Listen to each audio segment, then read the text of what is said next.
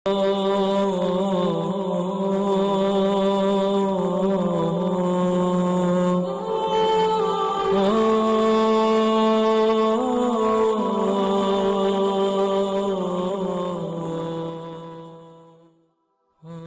اللہ الرحمن الرحیم۔ السلام علیکم میرے معزز اور قابل احترام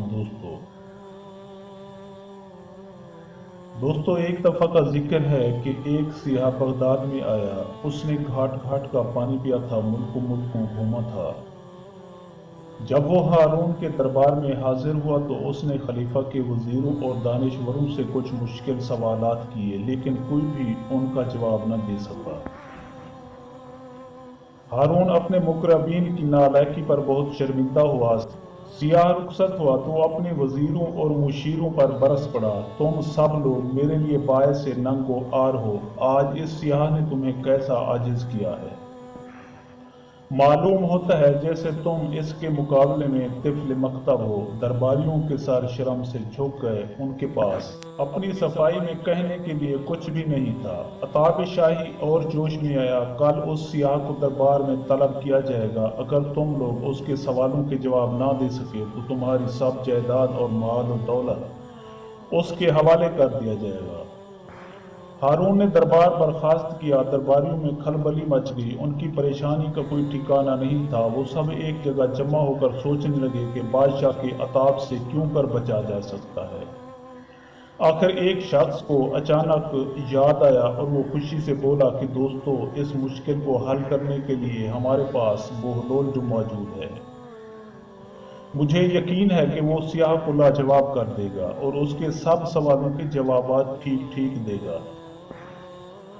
باقی سب لوگوں کی بھی جان میں جان آئی۔ وہ سب مل کر حضرت بہلول دانا رحمۃ اللہ علیہ کے پاس پہنچے۔ اسے تمام ماجرا سنایا تو اس نے انہیں تسلی دی کہ وہ اگلے دن دربار میں پہنچ کر سیاح کے سوالات کے جوابات ضرور دے گا۔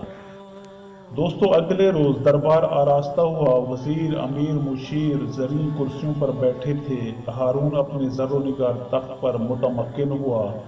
سیاح کو بھی ایک کرسی پیش کی گئی۔ ہارون نے اہل دربار پر نگاہ ڈالی اور بولا کہ تم میں سے کون اس معزز سیاح کے سوالات کا جواب دے گا؟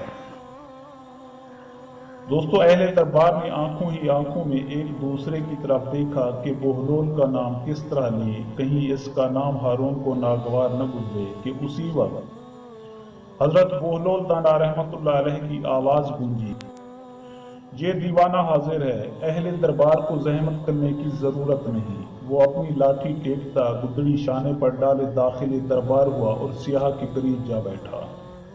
ہارون کچھ ہچکچایا، لیکن پہلو میں بیٹھے ہوئے وزیر نے اس کے کان میں کچھ کہہ دیا جس سے اس کے چہرے پر اطمینان کی جھلک نظر آئی۔ سیاح نے حضرت بہلول دانا رحمۃ اللہ علیہ کی حیات قضائی کی طرف دیکھا اور قدرے تعجب سے بولا، کیا میں آپ سے سوالات کروں؟ باس و چشم، حضرت بہلول دانا رحمۃ اللہ علیہ نے مستعدی سے جواب دیا۔ وہ سیاح اٹھا اور اپنی چھڑی سے زمین پر ایک دائرہ کھینچ لیا۔ حضرت بہلول دانا رحمۃ اللہ علیہ فوراً ہی اٹھ کر اپنی عصا سے اس دائرے کے درمیان میں ایک لکیر کھینچ کر اسے دو حصوں میں بانٹ دیا۔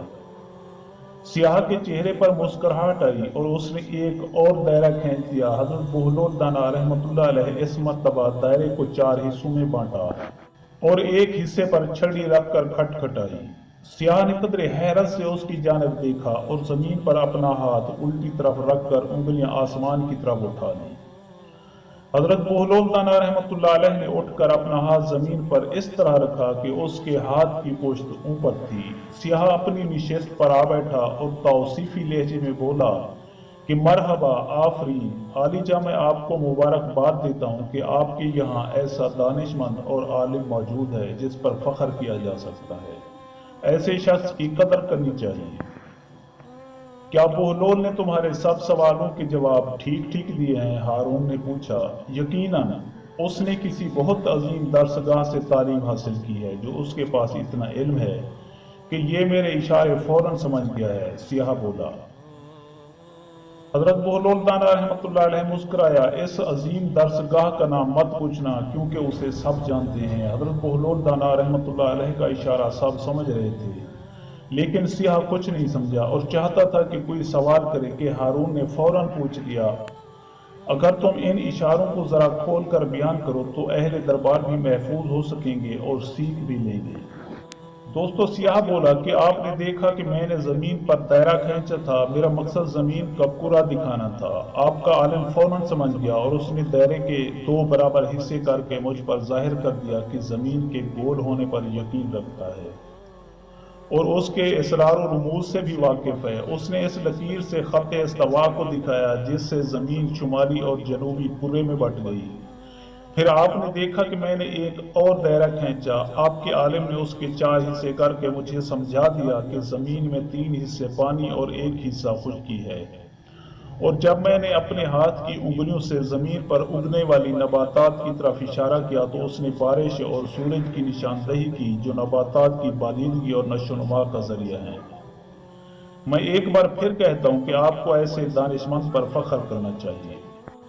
دوستو، میں امید کرتا ہوں کہ آپ کو میری یہ ویڈیو اچھی لگی۔ اگر آپ کو میری یہ ویڈیو اچھی لگی تو پلیز آپ میرے چینل کو سبسکرائب اور اس ویڈیو کو لائک ضرور کیجیے گا، اور اپنی قیمتی آراء کا اظہار نیچے کمنٹ سیکشن میں کرنا مت بھولیے۔ شکریہ، خدا حافظ۔